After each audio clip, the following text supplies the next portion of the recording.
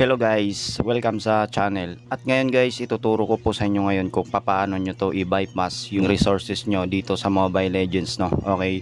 So ito guys, ito na po yung latest patch natin na naka-missed vendor po yung loading screen nyo, no? Okay. So bago nyo guys i-move yung mga files na ida-download nyo dyan sa comment section na ipipin ko, yung unang step na gagawin nyo guys, i-turn on nyo lahat ng graphic settings nyo dito. Okay.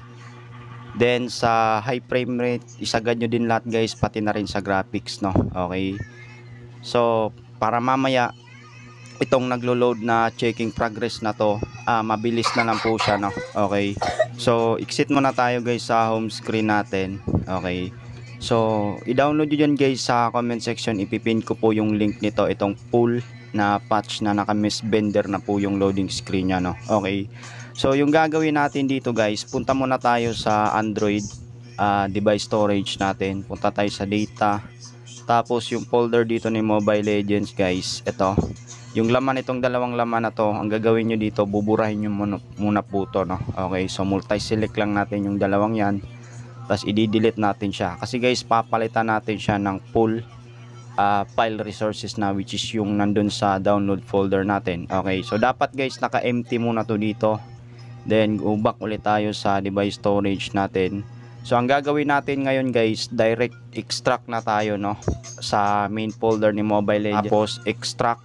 So ito guys, ito yung pang-apat. Okay, so extract natin.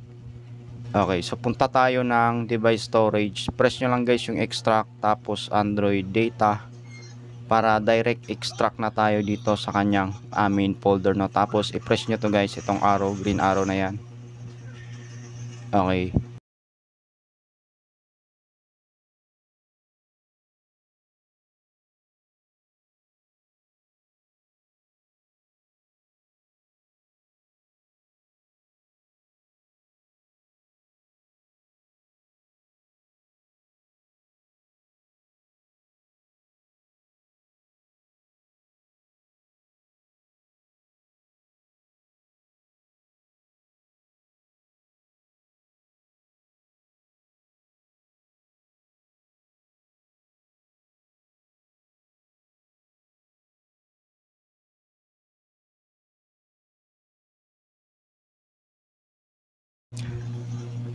So inabot tayo dito guys ng mga 5 to 10 minutes sa pag-extract, no, and ito na po yung dalawang file na yan. Okay, so go back lang tayo guys.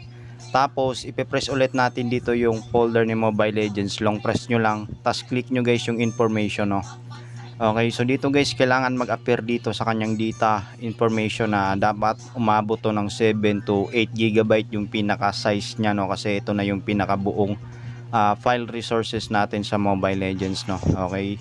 So ayan guys, yung size nya is umabot siya ng 8.12 GB. So ayan.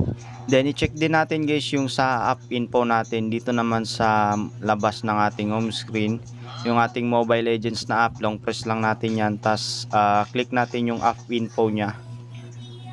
Okay, so dapat dito guys, yung storage usage nyo is umabot po siya ng 9 GB pataas, no. Kasi ito na yung ayun nga yung pinaka file count, or yung pinaka file size count ni Mobile Legends, no. And ayan, pwede na natin siyang i-open, no. Okay, so ganun lang guys, kadali at kasimple, no. So bale matatagalan lang kayo siguro sa pag-extract.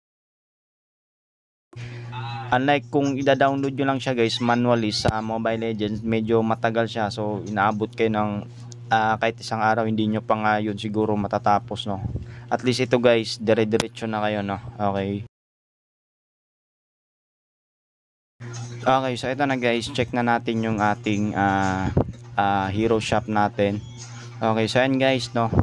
So hindi na siya nag-reload ulit gaya nung kanina, kasi nga tinorn on naman natin lahat yung mga graphic settings natin dito, pati na rin po yung sa high frame rate tsaka yung sa graphics, no. Tapos check natin yung shop natin.